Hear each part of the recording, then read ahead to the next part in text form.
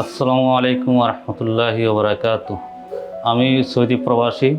আমি নেটে দেখে এই শশীতে আসা। আমি আগে অসুস্থ ছিলাম 7 বছর। তো এই শশীতে আসার প্রায় 4-5 বছর আগেও টিফিন হয়েছি। প্রতি বছর ছুটিতে আসলে আমি টিফিন হয়ে যাই। তো 4 বছর আগে টিফিন হয়েছি। এক ডাক্তার বলছে যে অপারেশন করতে হবে। প্রতি ডাক্তারই বলছে আমাকে অপারেশন করার জন্য। আমি বলছি না, আমি অপারেশন হব না।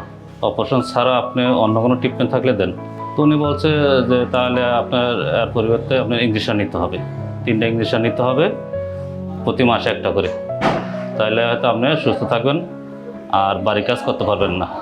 আমি সম্ভবত বাড়ি কাজ করি। ওই একটা ইঞ্জেকশন আমার 15,000 টাকা করে নিয়েছে। 3 পনেরো 35,000 টাকা নিছে। আরও কিছু ট্রিটমেন্ট দিছে, ওষুধ বড়ি দিছে। ও তো দেশে 6 মাস ছিলাম। ওই 6 মাসে আমি সুস্থ ছিলাম। কিন্তু আবার ওখানে যাওয়ার পর যখন বাড়ি কাজ করতেছিলাম, তখন আবার সাবেকে ফিরে গেছে, অসুস্থ হয়ে গেছি।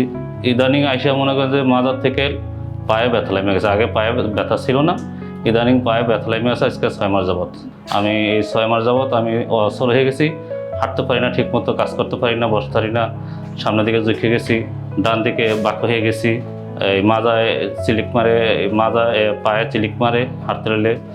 তো আমি শশীতে আইসা একবার ট্রিটমেন্ট নিছি, কোনো ওষুধ ছাড়া, ইঞ্জেকশন ছাড়া, অপারেশন ছাড়া। একবার ট্রিটমেন্টে আমি আলহামদুলিল্লাহ, আল্লাহ রাব্বুল আলামিন আমাকে সুস্থ করছে। এক উসিলায় আমি এখন পরিপূর্ণতা সুস্থ ইনশাআল্লাহ। হ্যাঁ, এখন আমি আগে সাবেকের মতো সোজা থাকতে পারি, হাঁটতে পারি এবং নামাজ পড়তে পারি।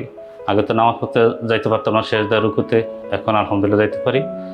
আর এখন আমি আলহামদুলিল্লাহ বাঁকাটাও পরিপূর্ণতা সুস্থ, সামনের যুগটাও সুস্থ। আল্লাহ দিলে মাথায় সিলিক মারে এগুলি কমছে, আল্লাহ দিলে আলহামদুলিল্লাহ আমি সুস্থ। জি আলহামদুলিল্লাহ, এটাতে আমি অনেক মুগ্ধ। কারণ আমরা তো প্রবাসী, বিদেশে থাকি। বিদেশের মেডিকেল তো আমরা গিয়ে অভ্যস্ত, ওখানে পরিবেশ কি আমরা জানি। তো ওই পরিবেশের মতো এটা অ্যাড করা যায় আলহামদুলিল্লাহ।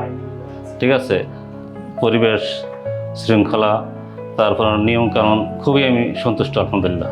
খাওয়া দাওয়াও সুন্দর।